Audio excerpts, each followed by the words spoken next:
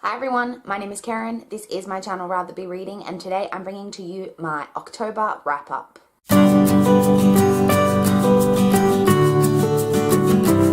So in the month of October, I managed to read a total of 19 books, which I'm really happy with. If you saw my October mid-month wrap-up, then you know in the first half of October, I only read 5 books. So that means I read 14 books in the second half of October. Once I moved into my new place, my commute to work is a little bit longer, about 10 to 15 minutes longer each way. And that little bit of extra reading time a day has just really kind of pushed my reading into overdrive, which has been really great. So first off, let's start with the statistics as always. So of the 19 books that I read, 1 was a graphic novel, I read 1 manga, 2 children's books, 1 novella, and 14 novels. Of the 19 books, 2 were audiobooks, 3 were ebooks, and 14 were physical books. Of the books, excluding the audiobooks, as always, I read 6 books that I owned and 11 from the library. So again, we're still really not hitting that mark. I read a total of 6,163 pages in the month of October, which I'm really happy with. That, like, I think in most months I've been reading in the 4,000 range, so to hit the 6,000 range is pretty awesome. And that averaged out to 199 pages a day. So like I'm almost reading 200 pages a day, which is pretty awesome. The longest book that I read in the month of October was 442 pages, and the shortest book I read was 42 pages, which was a very short book. The highest star rating that I gave was a 4.5 star, and the lowest star rating that I gave was a 2 star, which averaged out to an average star rating for the month of October of 3.75 stars, which isn't too bad. So those are the statistics. Now let's jump into the books that I read from the 15th through the 31st of October. As I said, there are 14 books to talk about, so I will get through these as quickly as possible. So the first book that I want to talk about is Dracula by Bram Stoker. I picked this one book up. I own this book, but it probably would have taken me a lot longer to get to, but one of the challenges on the Around the Year and 52 Books challenge list was to read a book about a creature that goes bump in the night. And I thought, what better book to read than Dracula, which is obviously one of the original vampire stories. So I decided to read this. As I say, it's one of the original vampire stories, and I wasn't sure going into it like if I would enjoy it. Like, you just don't know jumping into classics like this whether they're gonna be enjoyable or whether you're just not gonna like them. I actually ended up really enjoying this. I discovered some things in it that, like, I didn't know were contained in the original story. Like, I didn't know that Van Helsing was a doctor, like in the original Dracula story, and I didn't know that Dracula himself could turn into a wolf, which I found very interesting given all that we have in today's culture about vampires versus werewolves. Like, and in this, he is a vampire that can turn into a werewolf. I think he can also turn into a bat. But I did really enjoy this. I actually enjoyed it a lot more than I was expecting to. It could be a bit slow in parts, but for the most part, I found it really enjoyable, and I gave this 4 stars. The next book I want to talk about is Honor Girl by Maggie Thrash. This is actually a graphic memoir. This follows Maggie, who is at a summer camp, and she falls in love with her female camp counselor. And it's just obviously a memoir. It's a true life account of what happened to Maggie at summer camp. I don't have it here to show you, which is really annoying, but I didn't super love the art. I did get more used to the style of art as it went on, but it wasn't my favorite. I found the stuff surrounding the summer camp to be really relatable, which is very interesting considering that I've never been to any kind of summer camp. Like, that's not something we really do here in Australia. So that's really interesting. But I did find it really relatable. And my main problem with this is that the ending is really super sudden. Like, this, like, legitimately just kind of ends. And I know that in life, and this is a memoir, that everything isn't always wrapped up, but this really just like cut off, and I don't know, I just didn't enjoy that kind of ending style of this. It was enjoyable. As I said, in the end I gave this 3.5 stars. The next book I completed is one that I actually listened to on audio, and that is Half-Blood by Jennifer L. Armentrout. This is only the second book by JLA that I've ever picked up. This follows a young girl who, at the start of the story's mother is killed by a demon. Her mother and her had previously left the Covenant, which is kind of an organization of where people train. They are descendants from gods or something, and there's half-bloods and pure-bloods and things like that, and they train there or whatever, and they escaped there, but the mother's died, and she goes back basically to the Covenant following the death of her mother by a demon. This book I enjoyed. I really did enjoy it. It's a very easy kind of writing style and stuff to get into and just immerse yourself in. This story is very, very, very similar to Vampire Academy. Very similar. The whole that they've left the Covenant or the school, something's happened and they've had to go back. She's now having to train to catch up because she's missed all this time. The romantic element is very similar to Vampire Academy. So because of that, I felt like I couldn't give it as high a star rating to what I normally would. There were some elements to this that I really did like. In this world, it is mentioned in this first book that it is considered completely normal for there to be gay and bisexual relationships. That is totally part of the norm, which I really appreciated. But as I said, that similarity to Vampire Academy just kind of left me feeling a bit about it. So in the end, I gave this 3.75 stars. The next book that I completed was Persuasion by Martina Boone. This is the second book in the Heirs of Watson Island trilogy. This one was alright.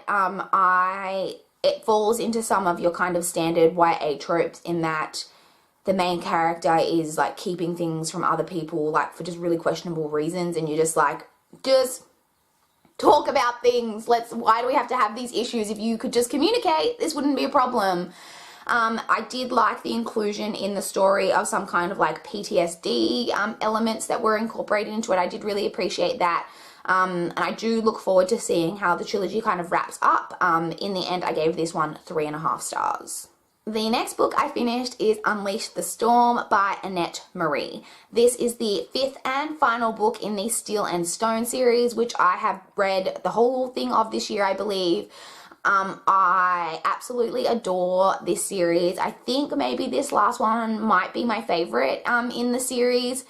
It was a really good ending. This series, if you don't know, is a YA urban fantasy / paranormal series that in the first book we follow the main character Piper, and she is kind of framed for the stealing of this certain magical item, and she kind of has to go on the run in that first book. That's what the first book follows. So I absolutely adored this last book. It was a great ending. I really, really liked the ending. It was really intense, the whole story. I really did enjoy it, and I gave it 4.5 stars. The next book I completed was Photo Finish by Emily Rodda. This is the 20th book in the Teen Power Inc. / Raven Hills Mystery series. This one was really, really enjoyable, as most of the books in this series are, and I did give this one 4 stars. The next book I want to talk about is To the Nines by Janet Ivanovich. This is the 9th book in the Stephanie Plum series. This one, again, I find this series to be quite enjoyable. It is definitely not groundbreaking fiction, and the stories, as the series goes on, do become quite formulaic.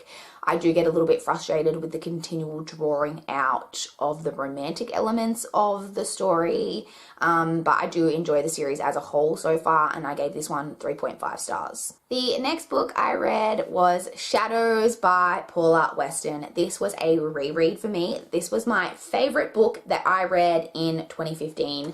And I own the complete series, but I never got around to continuing and finishing it, and I wanted to complete the series, but I decided to reread this first book first. This is a series that follows a main character named Gabby.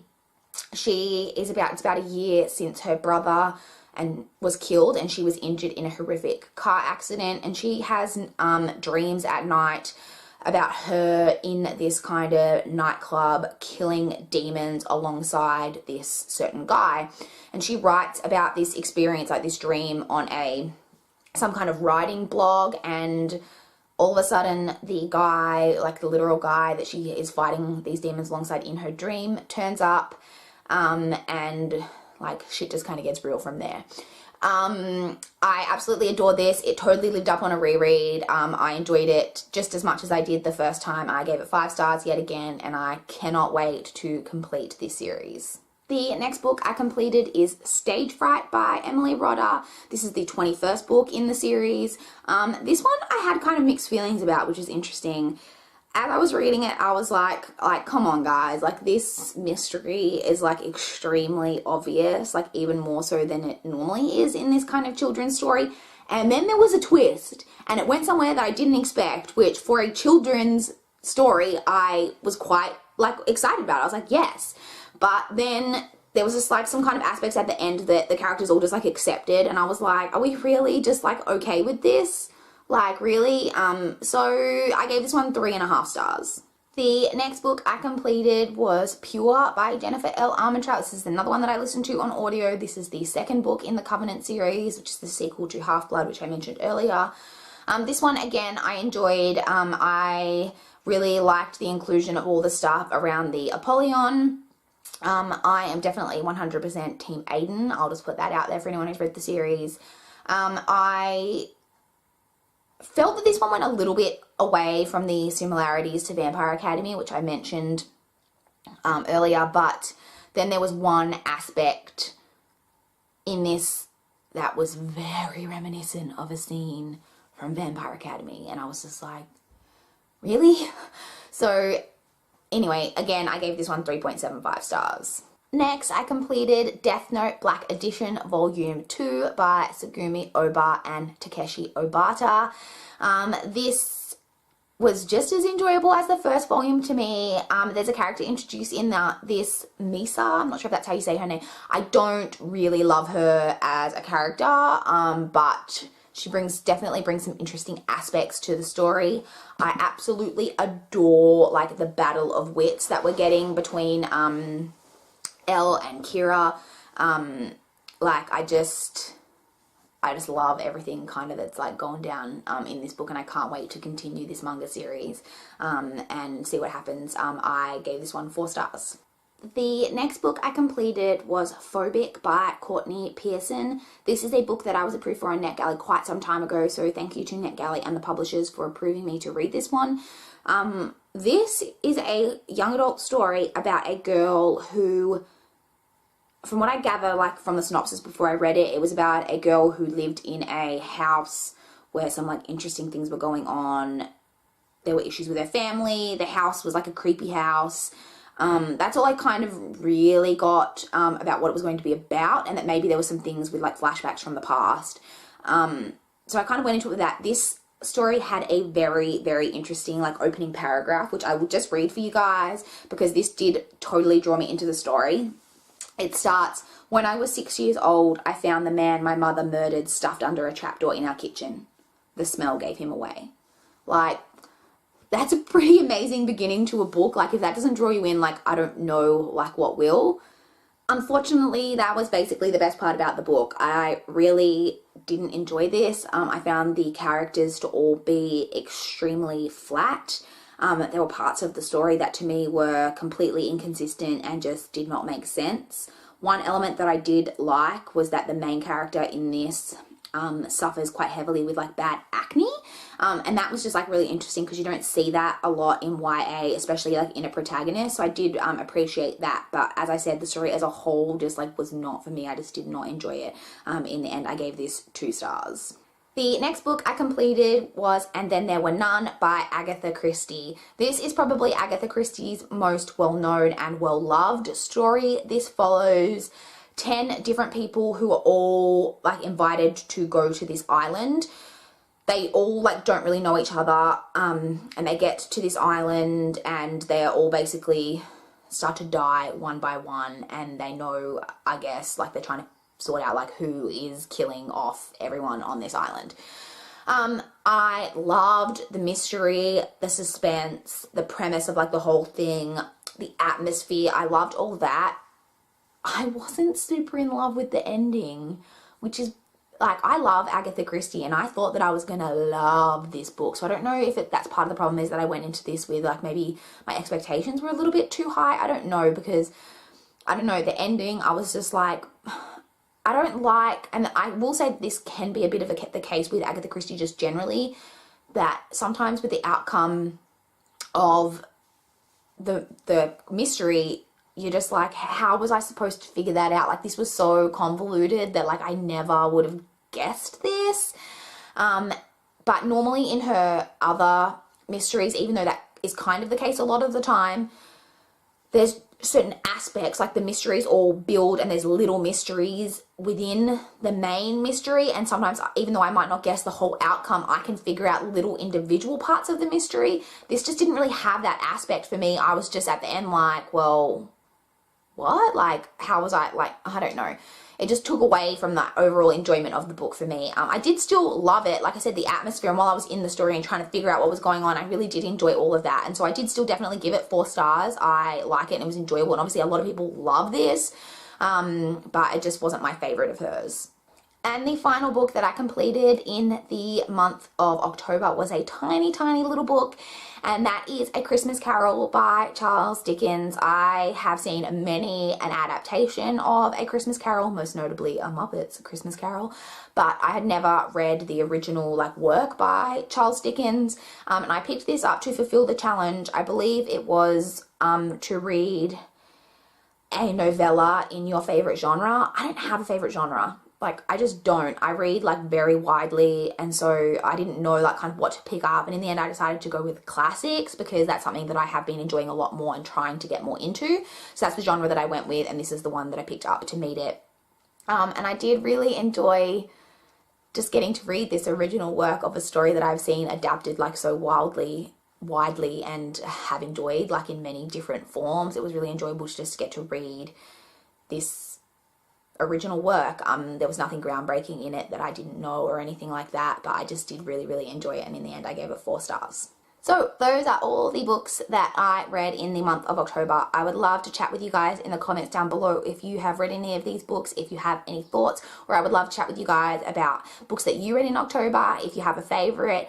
My favorite book that I read in the month of October, if we're excluding Shadows by Paula Weston, which would be my favorite, but I'll just exclude that because it's a reread. And so when I mentioned my highest star rating before, I said that it was a 4.5. I did give Shadows 5, but I just didn't really include that because it was a reread and I knew that was going to be 5 stars going in. So my favorite book that I read in October, excluding that, was definitely Unleash the Storm by Annette Marie, which was the completion to the Steel and Stone series. I just really, really enjoyed getting to finish that series. But I'd love to chat with you guys about your favorite book that you read in October. Please like this video if you liked it. Please subscribe if you want to see more from my channel. But that's all I've got for this video today. Bye guys!